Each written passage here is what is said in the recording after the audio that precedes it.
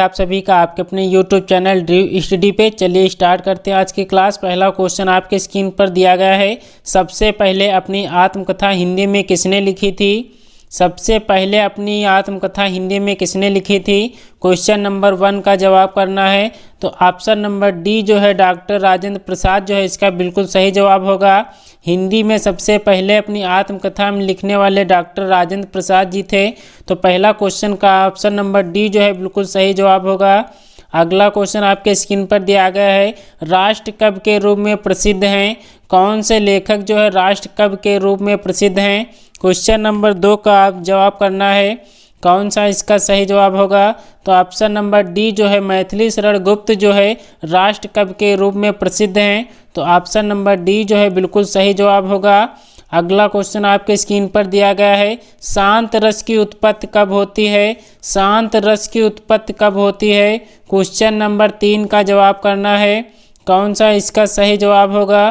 तो option number A जो है संसार से वैराग्य होने पर जो है शांत रस की उत्पत्ति होती है। तो ऑप्शन नंबर ए जो है इसका बिल्कुल सही जवाब होगा। अगला क्वेश्चन आपके स्क्रीन पर दिया गया है। कवि और बिहारी जो है किस रस के कवि हैं? क्वेश्चन नंबर 4 का जवाब करना है। तो ऑप्शन नंबर सी जो है श्रृंगार रस जो दिया गया है इसका बिल्कुल सही जवाब होगा। अगला क्वेश्चन आपसे पूछा गया है। कौन सा इसका सही जवाब होगा? कुंडली 6 चरण वाले छंद को कहते हैं। इसके प्रत्येक चरण में कितनी मात्राएं होती हैं? इसके प्रत्येक चरण में कितनी मात्राएं होती हैं? तो ऑप्शन नंबर डी जो है 24 जो है इसका सही जवाब होगा। अगला प्रश्न आपसे पूछा गया है। वे 3 बेर खाती थी, वे 3 बेर खाती में कौन सा अलंकार है? कौन सा अलंकार प्रयोग किया गया है? क्वेश्चन नंबर 6 का जवाब करना है। तो ऑप्शन नंबर सी जो है यमक अलंकार जो है इसका बिल्कुल सही जवाब होगा। अगला प्रश्न आपसे पूछा गया है। अर्धनारीश्वर रचना किसके द्वारा लिखी गई है? अर्धनारीश्वर रचना किसके द्वारा लिखी गई है? कौन सा इसका सही जवाब होगा? क्वेश्चन नंबर 7 का जवाब करना है। तो ऑप्शन नंबर सी जो है रामधारी सिंह दिनकर जो है इसका सही जवाब होगा। अर्धनारीश्वर रचना जो है रामधारी सिंह दिनकर जी के द्वारा लिखी गई है। अगला क्वेश्चन आपसे पूछा गया है। देशभक्त किस तत्पुरुष समास का उदाहरण है? देशभक्त किस तत्पुरुष समास का उदाहरण है? क्वेश्चन नंबर 8 का जवाब करना है। कौन सा इसका सही जवाब होगा? तो ऑप्शन नंबर डी जो है संबंध तत्पुरुष जो है इसका बिल्कुल सही जवाब होगा। क्वेश्चन नंबर 9 आपसे पूछा गया है। कौन सा इसका सही जवाब होगा? बहिष्कार में कौन सी संधि का प्रयोग किया गया है? बहिष्कार में कौन सी संधि का प्रयोग किया गया है? कौन सा ऑप्शन सही होगा? तो ऑप्शन नंबर डी जो है विसर्ग संधि जो है इसका बिल्कुल सही जवाब होगा। अगला प्रश्न आपके स्क्रीन पर दिया गया है। सभी लोग जल्दी से आंसर करेंगे। निम्नलिखित प्रश्नों में से प्रत्येक मुहावरे जो दिए गए हैं इसके 4 विकल्प दिए गए हैं। कौन सा इसका सही चयन होगा? क्वेश्चन नंबर 10 का जवाब करना है। अपना रंग जमाना मुहावरे का अर्थ क्या हो जाएगा? अपना रंग जमाना मुहावरे का सही जवाब क्या होगा? कौन सा इसका सही जवाब होगा? तो ऑप्शन नंबर ए जो है प्रभावित करना जो है इसका बिल्कुल सही जवाब होगा। अपना रंग जमाना मुहावरे का सही जवाब होगा प्रभावित करना। तो ऑप्शन नंबर ए जो है इसका बिल्कुल सही जवाब होगा। अगला प्रश्न आपसे पूछा गया है। अंगार उगलना मुहावरे का सही अर्थ क्या होगा? अंगार उगलना मुहावरे का सही अर्थ क्या होगा? तो कठोर वचन कहना जो है इसका बिल्कुल सही जवाब होगा। तो ऑप्शन नंबर डी जो है बिल्कुल सही जवाब होगा। अगला प्रश्न आपसे पूछा गया है। बिजली चले जाने से कल पूरा शहर अंधकार में डूबा रहा। रेखांकित चिन्ह का जो है विलोम शब्द बताना है। अंधकार का विलोम शब्द कौन सा होगा? क्वेश्चन नंबर 12 का जवाब करना है। तो ऑप्शन नंबर बी जो है इस प्रकाश जो है इसका बिल्कुल सही जवाब होगा। अगला प्रश्न आपसे पूछा गया है। रात में भंवरा कमल की पंखुड़ियों में बंद हो जाता है। कमल का पर्यायवाची शब्द कौन सा होगा? क्वेश्चन नंबर 13 का जवाब करना है। कमल का पर्यायवाची शब्द कौन सा होगा? तो ऑप्शन नंबर ए जो है उत्पल जो है इसका बिल्कुल सही जवाब होगा। क्वेश्चन नंबर 14 आपके स्क्रीन पर दिया गया है। कौन सा इसका सही जवाब होगा? हिंदी का प्रथम समाचार पत्र किस वर्ष प्रकाशित हुआ था? किस वर्ष प्रकाशित हुआ था? क्वेश्चन नंबर 14 का जवाब करना है। तो ऑप्शन नंबर ए जो है 1826 में जो है प्रकाशित हुआ था। हिंदी का प्रथम समाचार पत्र जो है किस वर्ष प्रकाशित हुआ था? तो 1826 जो है इसका बिल्कुल सही जवाब होगा। क्वेश्चन नंबर 15 आपके स्क्रीन पर दिया गया है, कौन सा इसका सही जवाब होगा? नवजीवन पत्रिका का संपादन किसने किया था? नवजीवन पत्रिका का संपादन किसने किया था? कौन सा इसका सही जवाब होगा? क्वेश्चन नंबर 15 का जवाब करना है। तो ऑप्शन नंबर ए जो है महात्मा गांधी जो है नवजीवन पत्रिका का संपादन किया था। तो क्वेश्चन नंबर ए जो है इसका सही जवाब होगा। अगला प्रश्न आपसे पूछा गया है, रचना की दृष्टि से क्रिया के भेद हैं।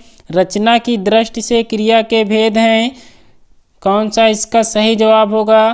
क्वेश्चन नंबर 16 का जवाब करना है। तो ऑप्शन नंबर ए जो है रचना की दृष्टि से क्रिया के दो भेद होते हैं। तो ऑप्शन नंबर ए जो है इसका सही जवाब होगा।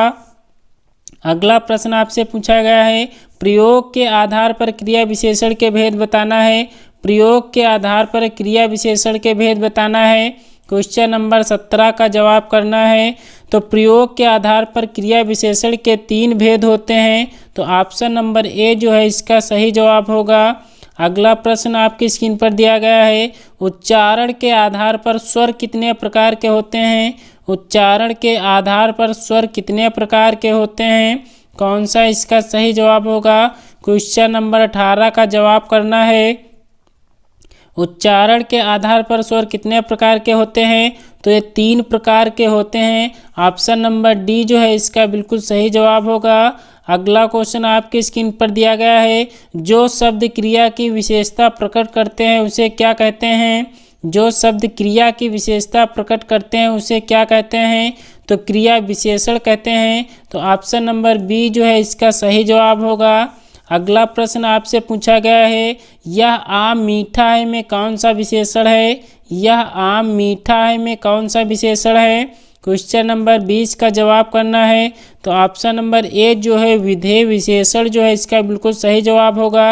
यह आम मीठा है में जो विधेय विशेषण का प्रयोग किया गया है, तो ऑप्शन नंबर ए जो है इसका सही जवाब होगा।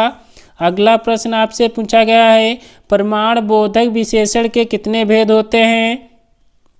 परिमाण बोधक विशेषण के कितने भेद होते हैं? क्वेश्चन नंबर 21 का जवाब करना है। तो प्रमाण बोधक विशेषण के 2 भेद होते हैं। ऑप्शन नंबर ए जो है इसका बिल्कुल सही जवाब होगा। क्वेश्चन नंबर 22 आपसे पूछा गया है, शब्दों का उच्चारण किससे होता है? शब्दों का उच्चारण जो है किससे होता है? तो ऑप्शन नंबर बी जो है इसका बिल्कुल सही जवाब होगा। क्वेश्चन नंबर 22 का जो है ऑप्शन नंबर बी सही होगा। अगला प्रश्न आपसे पूछा गया है, स्वर संधि के कितने भेद होते हैं? स्वर संधि के कितने भेद होते हैं? क्वेश्चन नंबर 23 का जवाब करना है। तो स्वर संधि के कुल 5 भेद होते हैं। तो ऑप्शन नंबर ए जो है इसका सही जवाब होगा। क्वेश्चन नंबर 24 आपके स्क्रीन पर दिया गया है, कौन सा इसका सही जवाब होगा? जिन विशेषण शब्दों से संख्या का बोध होता है उसे क्या कहते हैं? कौन सा इसका सही जवाब होगा?